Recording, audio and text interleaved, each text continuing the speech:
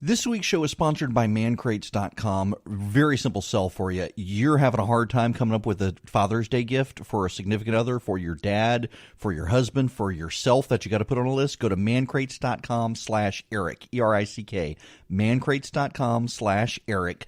You will find something for everyone there who's a guy, and they come in these big wooden crates with a crowbar that you got to open. They're awesome, from bar sets to knife sets to beer brewing sets to whiskey appreciation sets to hunting gifts to sports. Go to mancrates.com/Eric, E-R-I-C-K. 3, 2, 1, 0. All engine running. Liftoff. We have a liftoff.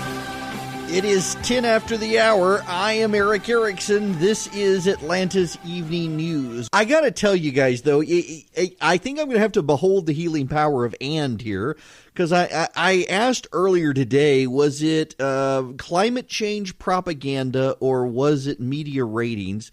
This desire to name a subtropical storm. It's not a tropical storm, Alberto. It's not tropical. It was subtropical. And the media hype over the storm. It was just, it's a storm. It's not a tropical storm. It wasn't a tropical depression. It wasn't a hurricane. It was a subtropical storm that came on shore, and brought with it a lot of rain. And we've had a lot of rain before the storm even got here. And I think it's not an or, it's an and. It is climate change propaganda, and it is the desire for media ratings, much like they've been naming these winter storms. But Kurt Mellish this morning told Scott Slade that we've had these subtropical storms come on at this degree 14 times since 1950. So it's not like this is some sort of recent phenomenon caused by climate change. But if you listen to the major media outlets out there, it's all climate change, it's all about the climate change. No, it's all about the media ratings and needing to get people to watch, when frankly all you got to do is listen to Kurt Mellish here at WSB to get your actual weather. In any event, welcome. The phone number 404-872-0750, 1-800-WSB-TALK. The president is in a Twitter war with the media over the North Korean summit and whether or not it could happen on June 12th. In the meantime, essentially the chief of staff to Kim Jong-un, he's a 4-star general from North Korea, Kim somebody, and Kim is actually the last name, is here in the United States now. He went to New York from Beijing, flew from North Korea to Beijing to the United States to have some closed-door private meetings with the United States to see if they can actually proceed. We've got details on that in the president's feud with the New York Times. Now, we need to get into this Twitter feud because the president is right on this. The media ran a story over the weekend. The president, let me set this up for you first. The president suggested late on Friday that they could still do a summit with North Korea on June 12th. The New York Times then ran a story saying that a White House source had briefed the media on background, saying it would be impossible to do a summit with North Korea on June 12th.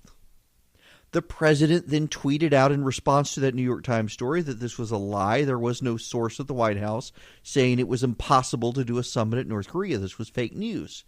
At which point, members of the media, not just of the New York Times, pushed back, saying the president is calling the media a liar when it was the White House itself that arranged this briefing where the person said it was impossible. And then a reporter who writes for the Huffington Post and the New York Times posted the audio of the briefing.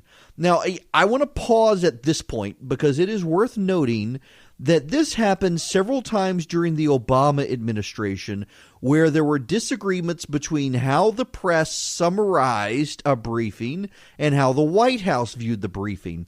At no time did anyone in the press ever post the background briefing and identify the briefer. That never happened during the Obama administration, but it happened here. They posted the audio and they identified the background briefer. It is an escalation in the feud between the White House and the media that the media would agree to do a background briefing and then out the briefer when the president calls them out. And it turns out that the media was lying. The media lied. The reporters completely mischaracterized what the briefer said. What the briefer said is that it would be very difficult to do.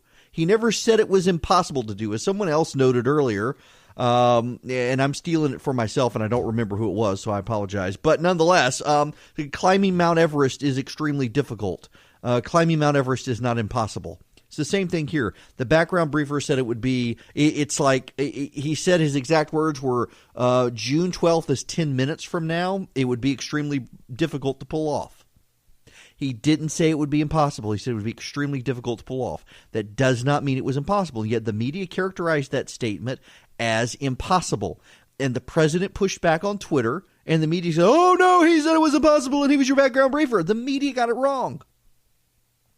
They want to nitpick everything the president and his administration say, and they can't admit they were wrong. Look at the situation, and we'll get into this in depth later, but look at the situation with this ACLU report on abuse of undocumented, illegal alien, unaccompanied minors. They are illegal aliens. They are minors. They are not accompanied by parents, rounded up by the American government when they get to the United States and placed in a foster system.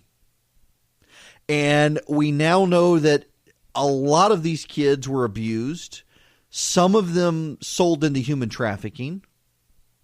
And the media went nuts. Obama administration officials went nuts over the weekend about this story, that look at this awful abuse that the Trump administration is doing. They're doing this. How dare they? And it turned out that the story was from 2014. This was happening in the Obama administration. It wasn't happening in the Trump administration. When they did that, many of the reporters deleted their tweets, as did Obama administration officials, which raises the question, is child abuse okay if it's useful to go after Donald Trump? Because they memory hold the story once it turned out to be about Barack Obama. I'm interested to know what's happening to help these kids, to find these kids who were trafficked, who were abused when they were put into the system designed by Barack Obama. What happened to them? But the media now doesn't want to talk about the story because it's not useful anymore. This abuse is not useful because it can't be used to target President Trump. And so much of the story has been obfuscated by the media and the left, but I repeat myself, this weekend, over what happened with these kids and the missing kids. There are kids who are missing, 1,500 kids and missing in the program. And it's actually being completely misreported by the media what actually happened to those 1,500 kids.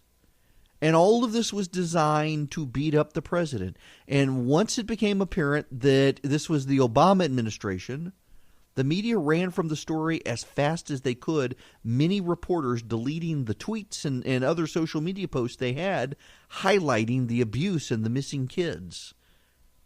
Which begs the question, do they really care about the kids or just scoring points against the president? Let me take a quick time out for a word for a very awesome sponsor whose glass I might have sitting next to me as I record this, and that would be Man Crates. So you'll listen. Whether you're getting gifts for yourself, you got to do a list for your family to give you something, or you're buying for your dad or someone else.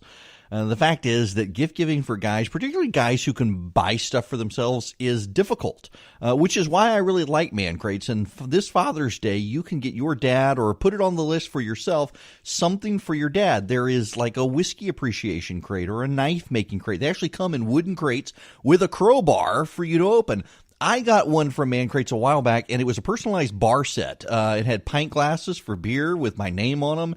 It had coasters with my name on it. It was really cool. Really like Man Crates. Have for a while. It is a great way to get a good gift for a guy. You can get special Father's Day discounts today at mancrates.com/Eric, E-R-I-C-K. It's a limited time offer. It's only for Father's Day. So go today. That's mancrates.com/Eric, E-R-I-C-K, mancrates.com/Eric, E-R-I-C-K. It's a good gift. You'll enjoy it for yourself, and whoever you get it for, they're going to enjoy it too.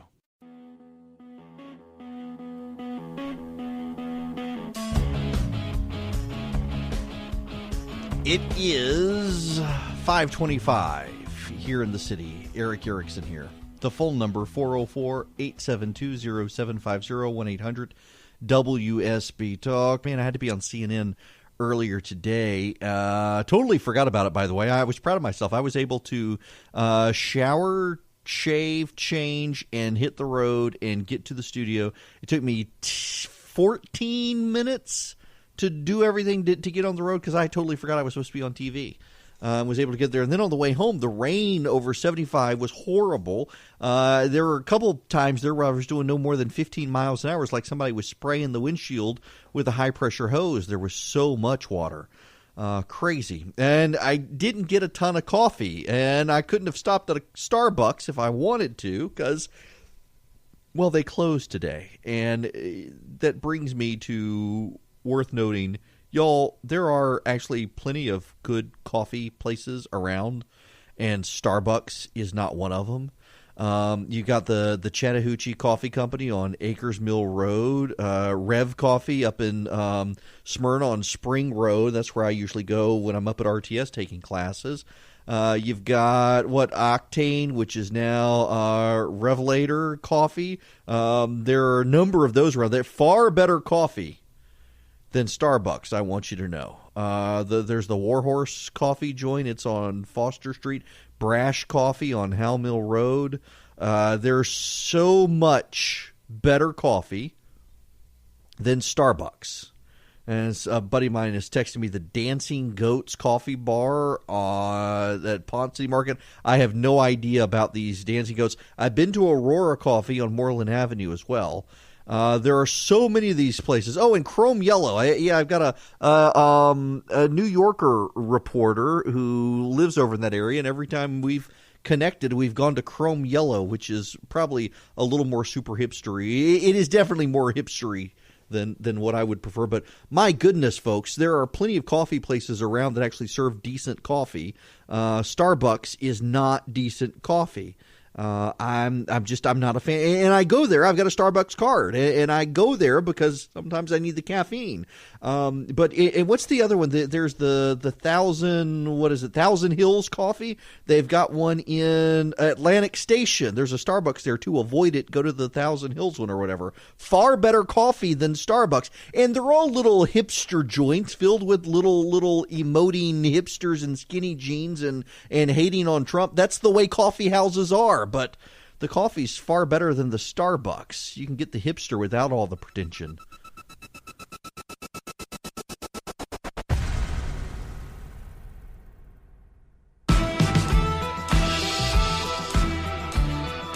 It's 39 after the hour. Eric Erickson here. There's some breaking news at this moment. Eric Greitens, the governor of Missouri, has resigned in the last few minutes. I shouldn't say in the last few minutes. He announced he will resign from office on Friday at 5 p.m. Eric Greitens, the governor of Missouri, actually wrote about him this morning, calling on the people of Missouri to impeach him.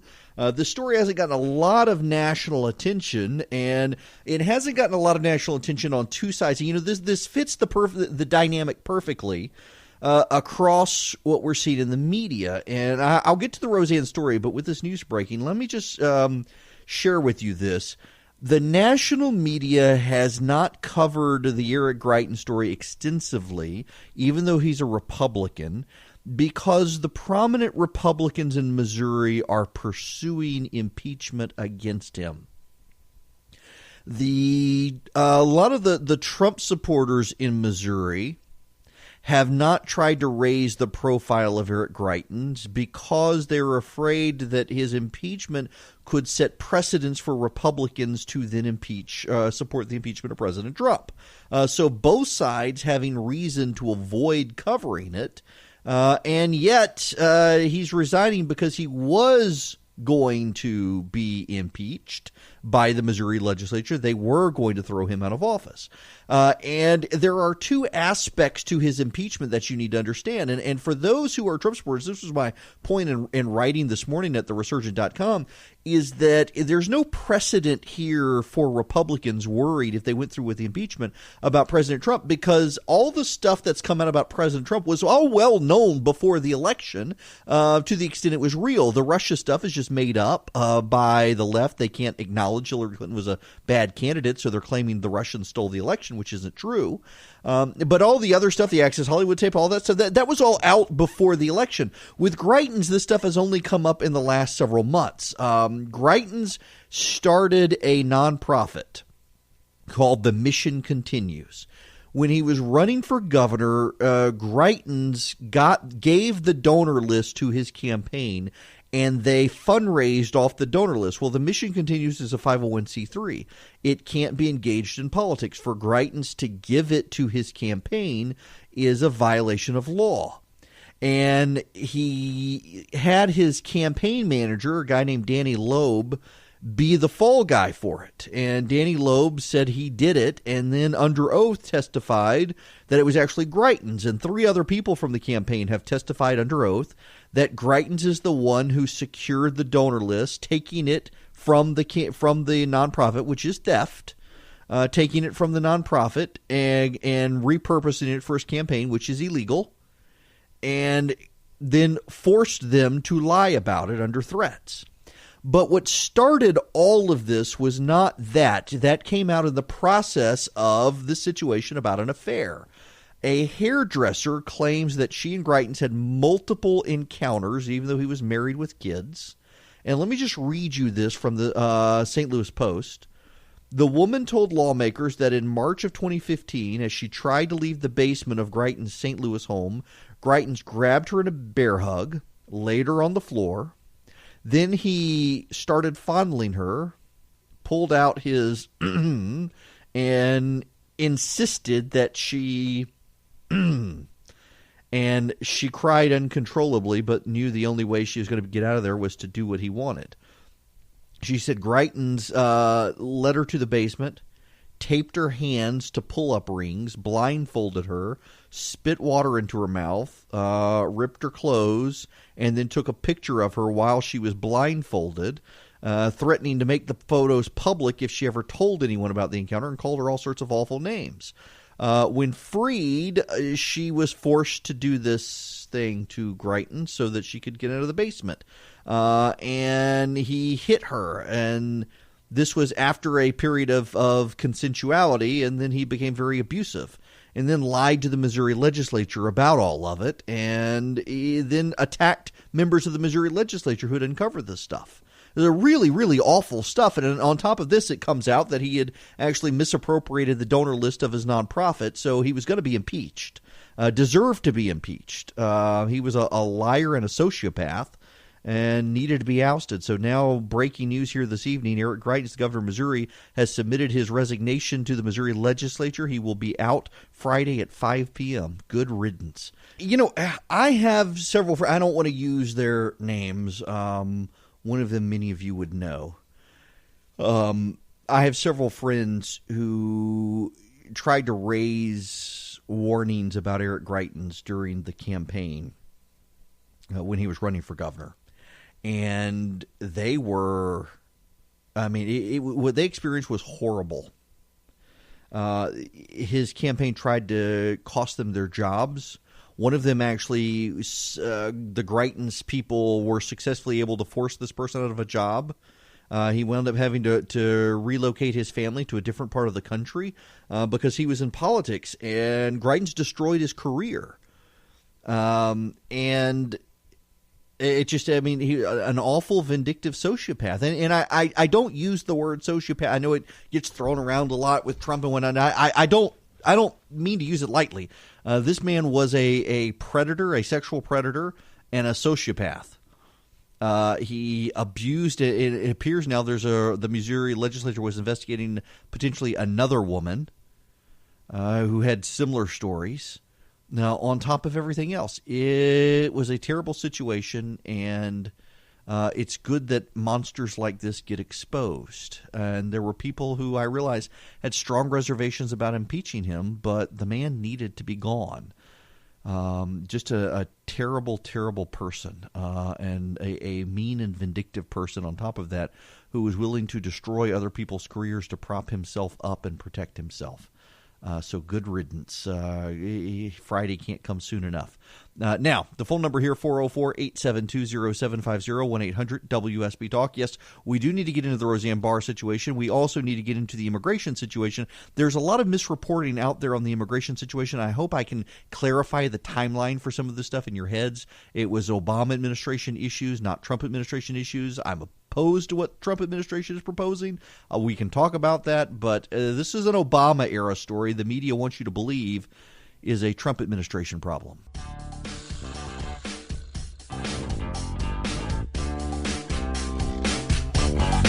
It is 55 after the hour. The phone number 404-872-0750, 1-800-WSB-TALK. The misreporting on immigration, the Roseanne Barr situation when we come back. But right now, listen to this, a little bit of this audio from CNN this morning. Well, if I've got the audio routed, this is the teacher who responded to a letter from the White House by correcting the grammar in the letter. Gonna change. If the president, was writing in your class, what grade would you give him on his composition? I've been asked that, and it depends really on the class. I hate to give a grade because this is so incredibly public at this point, which is obviously an indicator of the silly season. But I really, if I were grading for that, which is mechanics basically, I just don't see that I could give him over a D. I really don't.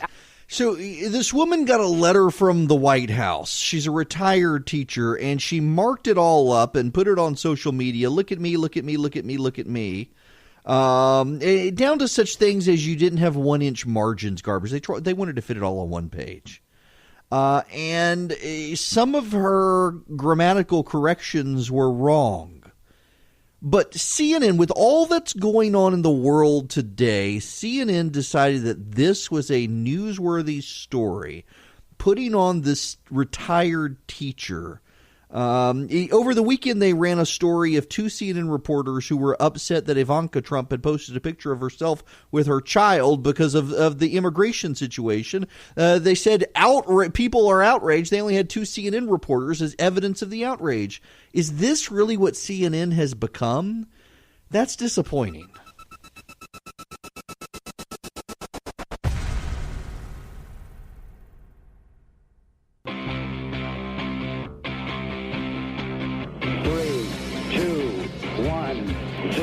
All engine running. Liftoff. We have a liftoff.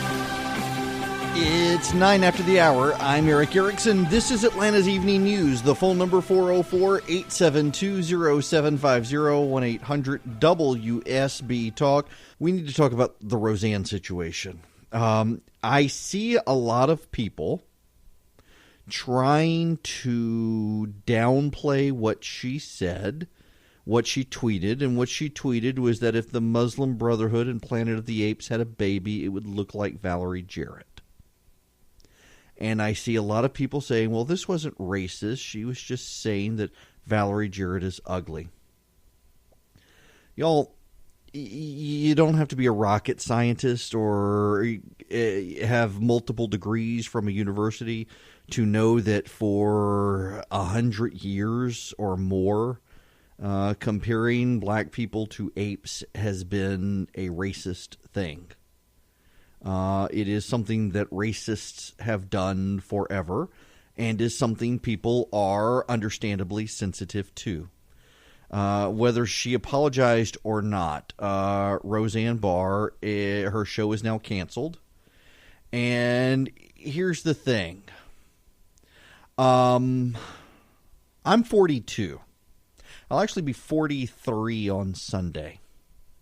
And I tweet things that enrage people all the time without even meaning to enrage them. I say some things that are provocative that I know are going to enrage people, although I don't intend for them to be enraged. I just know there are people who are going to be enraged by them. But many times, more often than not now, I'm surprised by the thing I says that triggers people, so to speak. and makes these people just crazy. I'm 42, though, and I'd like to think that by now in my career I'm self-aware enough to know that if I've got a highly rated show with my name in it, that I should probably not be on Twitter comparing anyone to apes, let alone someone with a racial connotation. Roseanne is 65. She's not a victim here, people. She's 65. She's not a victim. If she's 65 years old and has been in media as long as she has and helms an eponymous television show with great ratings on a network, and she has yet to figure out that you should not be on Twitter comparing people to apes to go after them for their looks, she doesn't deserve a TV show. My bigger problem with Roseanne is that people have been championing her because she's been perceived as a Trump fan, and they want to declare her some sort of moral authority on the right, or at least some celebrity on the right. Roseanne has been decidedly of the alt-left for years. Let's not forget, it was only a couple of years ago Roseanne was saying that people who eat at Chick-fil-A deserve to get cancer and die because they're a bunch of homophobic bigots. There's a larger story here, though, that also needs to be addressed. Roseanne has a history of saying all these bat poop crazy things. She really has a history of incendiary remarks about race, about ethnicities. She has a history of incendiary remarks about Christians, about Christian organizations, about Republicans, about Democrats. She is a fringe, nutty person. And she has said these outrageous and offensive things for years, as have people like Alec Baldwin and Keith Olbermann and Donald Trump. And the left has constantly given a pass to all of them until Donald Trump betrayed them and became a Republican, and suddenly everything he said is awful, crazy, terrible. How did we ever give this guy a pass? And same with Roseanne.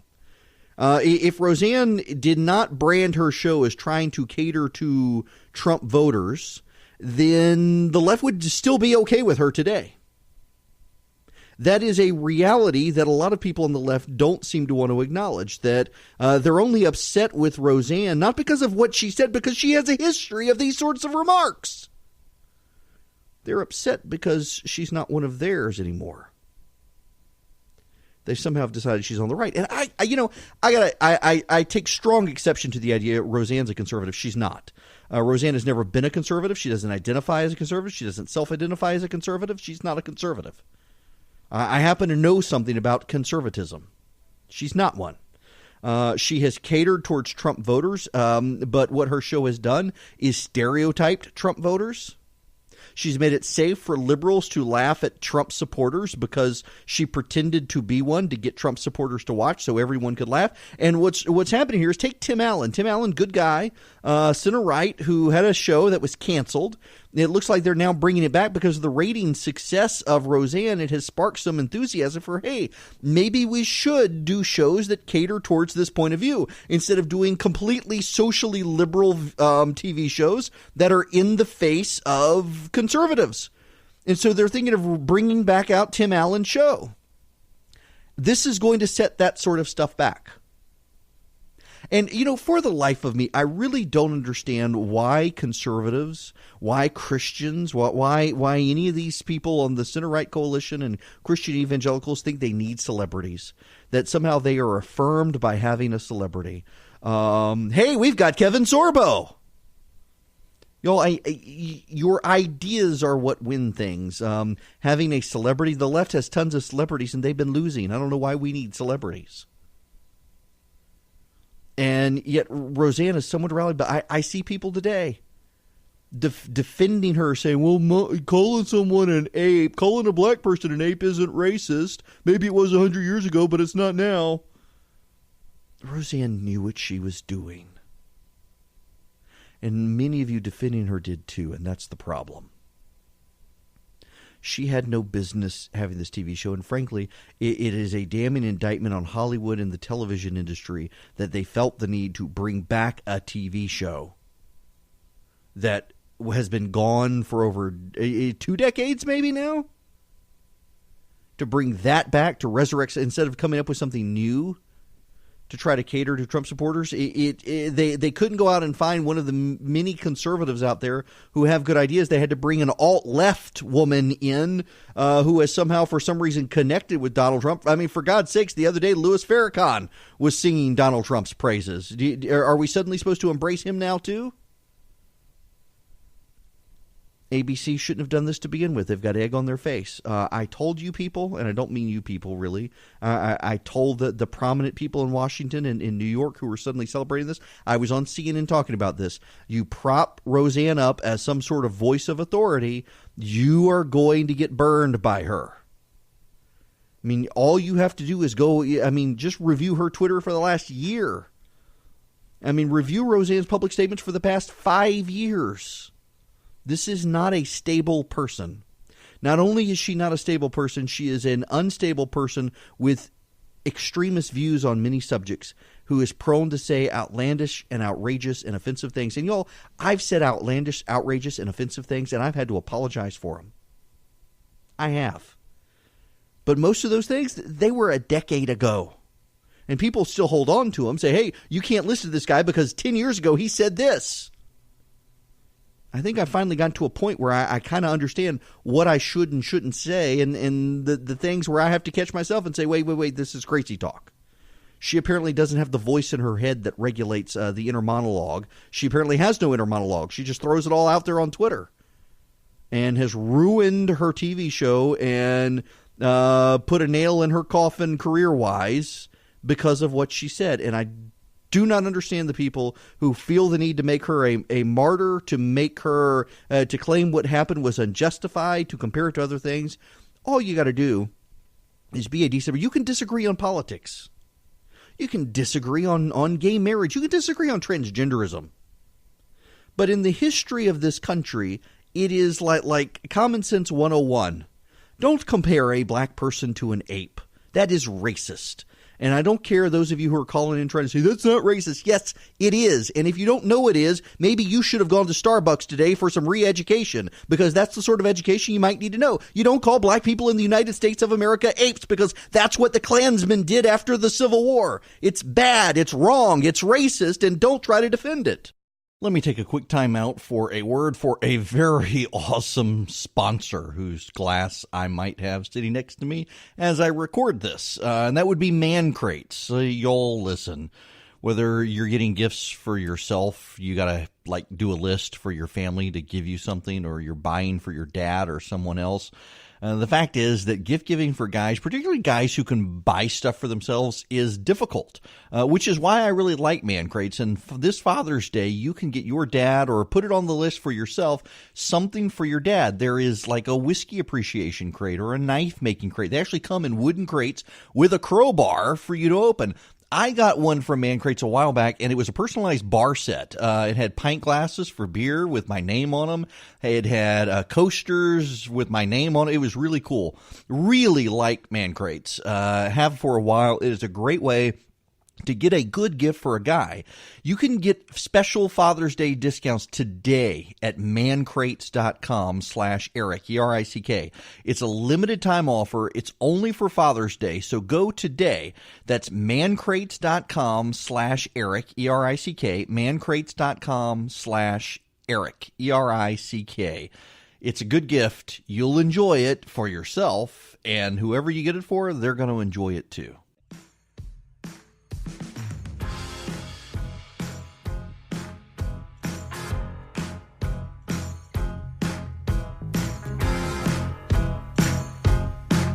It is 26 after the hour. The phone number 404-872-0750, 1-800-WSB-TALK. Planned Parenthood has been delivered a defeat at the Supreme Court today.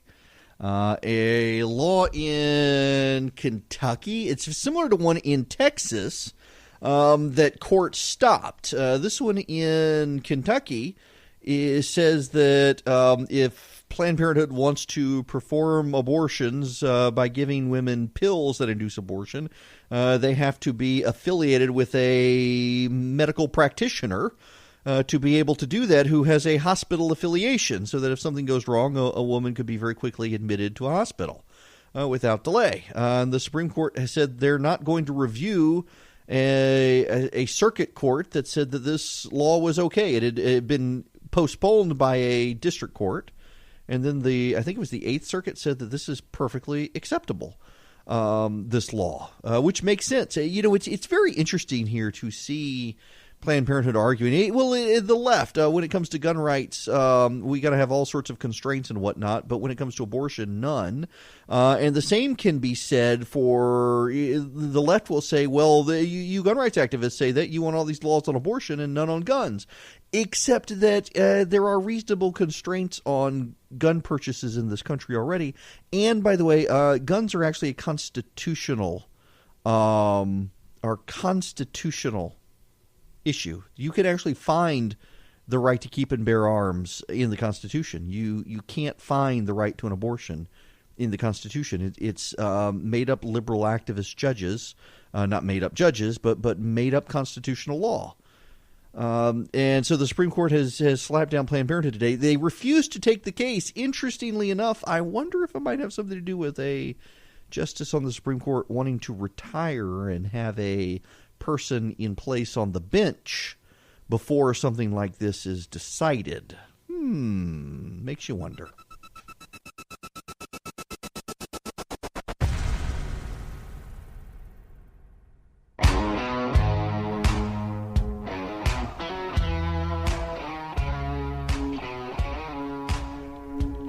.39 after the hour. Eric Erickson here. The phone number 404-872-0750, 1-800-WSB Talk. Let me give you just real quick, check out the radar. The rain, thankfully, is the strong storms are on the northwest side of the city. Everything else now starting to thin out, thankfully. Some heavy stuff right in the north of Peachtree City, going up to Union City, but it's starting to die down now as it gets darker here, but we're supposed to get another round of this stuff tomorrow, so stick with us here. Let me now explain this immigration situation to you. There are three separate stories. Story number one is the release of an ACLU report that showed all sorts of abuse of illegal alien kids, many of them unaccompanied minors, kids who came here by themselves, who were taken into government custody, placed in foster homes, some of whom were trafficked, some of whom sold into trafficking, and others sexually abused. This is why, actually, I am opposed to President Trump's plan to separate children from parents of illegal aliens. But Barack Obama did it too, and there was no outrage over it. There's outrage over it now. To be fair, one of the main reasons Barack Obama's administration separated kids from parents is because they were worried that kids were coming here, were kidnapped. They weren't actually with their parents, and they wanted to determine if that was the case. But that wasn't the only reason why. And some unaccompanied kids who didn't have parents with them were put in terrible, awful, tragic, abusive situations. That's story number one. Story number two is that during the Obama administration, 1,500 kids were lost. The government doesn't know where these 1,500 kids wound up. Now, that is such a misleading story.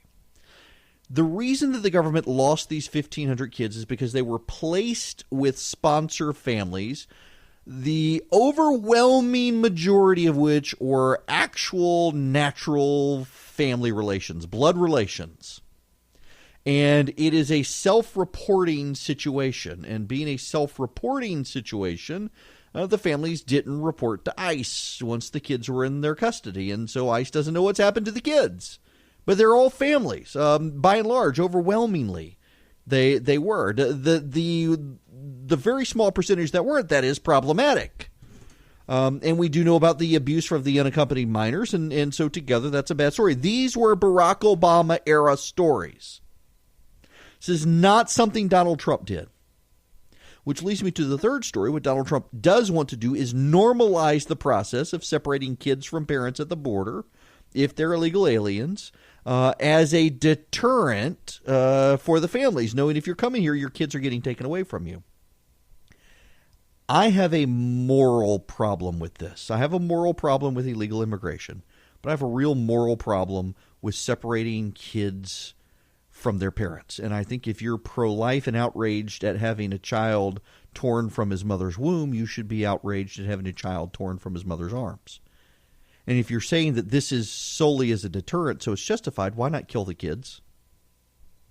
I mean that largely sarcastically, but why not kill the kids? If you're saying, well, this is okay because it's a deterrent, you know what would be a greater deterrent? Tell them the kids are going to die if you bring your kids here. I mean, if we're just quibbling over how immoral we're going to be, let's go full out. I mean, a little bit of sin is still sin. Let's just go full all in and do a complete deterrent. If you're bringing your kids here, they're going to die. See, none of you think that's a good idea, and those of you who do probably need mental help. But why then are we taking kids from their parents? There are other ways to deter the situation, and there's something else we can do. Y'all, we could build a wall. Now, I know on the left that's unpopular to say, but we could build a wall. We could crowdsource it. I've written about this before. Donald Trump got, 62 million people supporting him? If they each gave $100, we get billions of dollars. You had 62 million, let's see, times 10, that's 600, so it's $6 billion to build the wall. If everybody who voted for the president did that, and I'm sure there might be others, and I'm sure some of those who gave him 100, they would give 1,000 to build the wall. Build the wall. It is a moral approach to this situation. You know, there's another way to deal with this as well.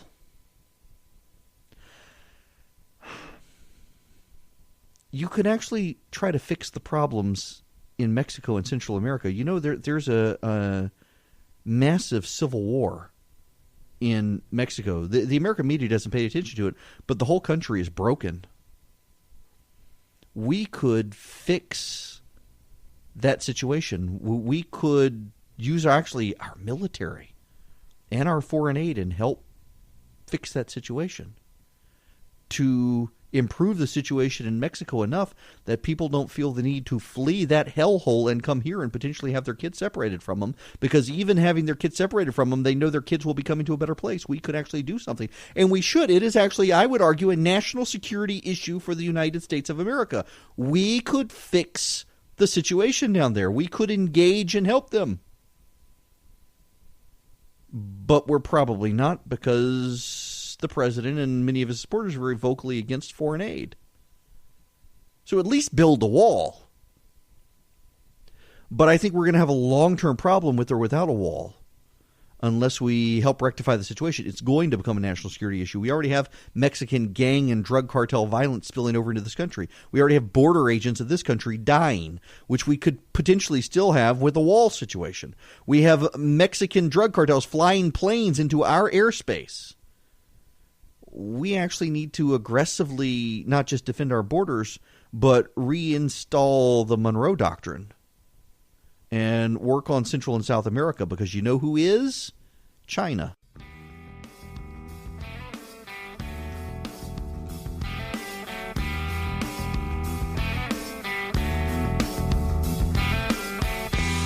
I'm discovering that the pay gap is becoming religious dogma to blame for things. You know, it used to be that on the left you could blame everything on climate change. For a while there were even stories that suggested you could blame gun violence and school shootings on climate change.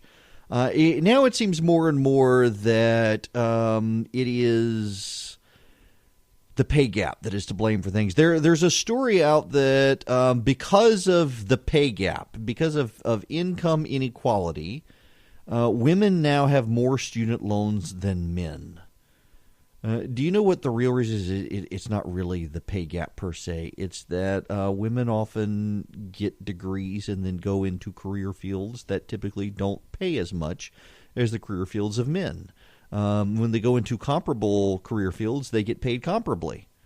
But if you're going to a private university and incurring $100,000 in debt, and then you're going to be a public school teacher, you probably are going to have a much higher loan debt burden than someone who goes, I don't know, becomes an accountant or something. That's kind of common sense. But we're not allowed to have common sense anymore because there's a religious fundamentalism on the left these days. There really is, actually. I mean, when you think about it, all the religious doctrines and dogma of secularism these days, and if you don't believe them, we don't burn people at the stake anymore for being heretics. But on the left, you lose your job. This is not a Roseanne situation, no. This is Brandon Ike from Mozilla, who gave money for Proposition 8 in California because he's Mormon and supports traditional marriage, had to be run out of town. Whatever happened to that guy? Or James Damore from Google, for that matter. And there are people in the media who have lost their jobs for just merely saying things that contradict left-wing orthodoxy. Roseanne wasn't one of those. Roseanne's an insane person who said something racist. That's why she lost her job, and not one of those things where you're having to redefine racism to claim it's racist. It actually was. No reason to defend her, and she was never a conservative to begin with.